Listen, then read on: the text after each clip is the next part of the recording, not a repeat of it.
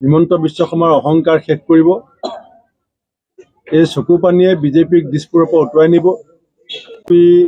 চৰকাৰ পুলিচ লগাই দি কালি কন্দুৱা গেছ ব্যৱহাৰ কৰি যিমান মানুহক কন্দুৱাইছে।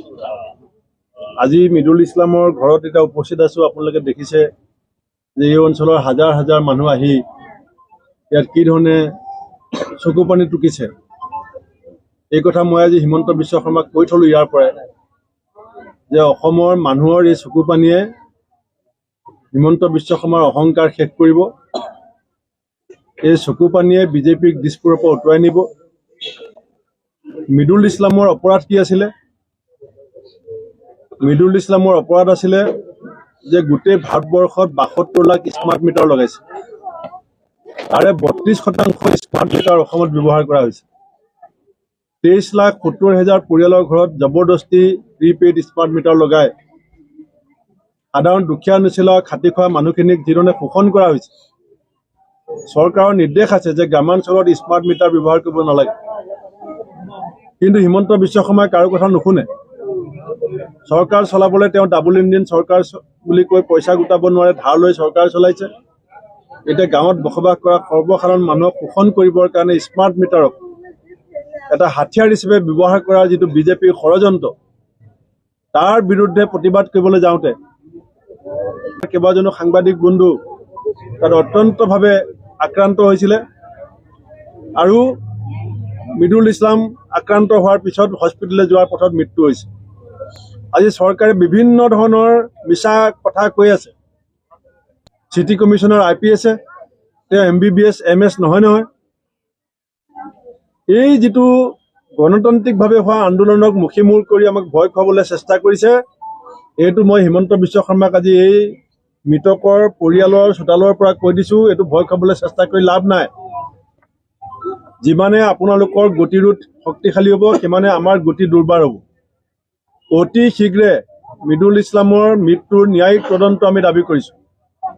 যদি ন্যায়িক তদন্ত নিদিয়ে আমি কালিলৈ জনতা ভৱন ঘেৰাও কৰিম। কালিলৈ কৈছে গুৱাহাটীত 5 জনতকৈ বেছি মানুহ গোট খাব নোৱাৰিব। পুলিচক কিমান গুলি আছে, কিমান লাঠি আছে গোটাই লওক। হয় ন্যায়িক তদন্ত ঘোষণা কৰক, নহ'লে কালিলৈ তীব্ৰ গণতান্ত্ৰিক আন্দোলন জনতা ভৱনৰ সন্মুখত আমি কৰিম। পৰিস্থিতি যিয়ে নহওক, অসমীয়া মানুহৰ জীৱনক লৈ হেতালি খেলিবলৈ দিয়া নহ'ব।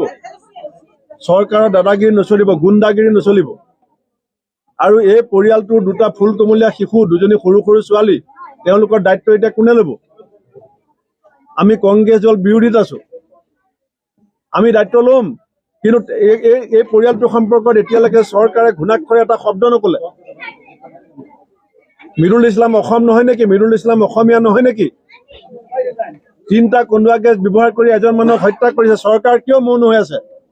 হিমন্ত বিশ্ব শৰ্মাই মিদুল ইছলামৰ পৰিবাৰৰ ওচৰত আহি পেলাই ক্ষমা খুজক। আপোনাৰ পুলিচে আপোনাৰ ষড়যন্ত্ৰত ভৰি দিছে।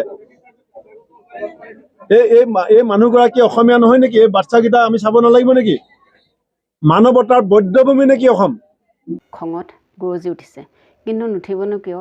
প্ৰতিবাদকাৰীসকলৰ মাজত ইমানখিনি হেতা পৰা হ'ল। অসম আৰক্ষীয়ে খেদা পৰা কৰোঁতে কন্দুৱা গেছ ব্যৱহাৰ কৰাৰ ফলত এজনৰ মৃত্যু হৈছে।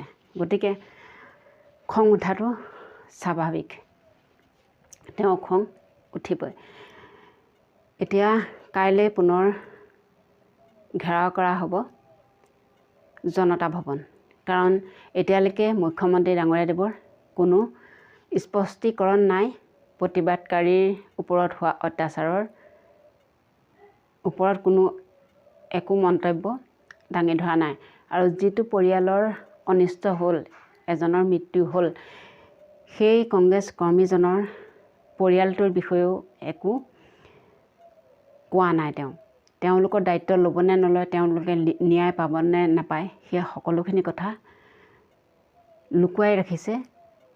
মানে হিমন্ত বিশ্ব শৰ্মা ডাঙৰীয়াদেৱে, বিজেপি চৰকাৰখনে একোকে মাত মতা নাই সেই কথাটোত।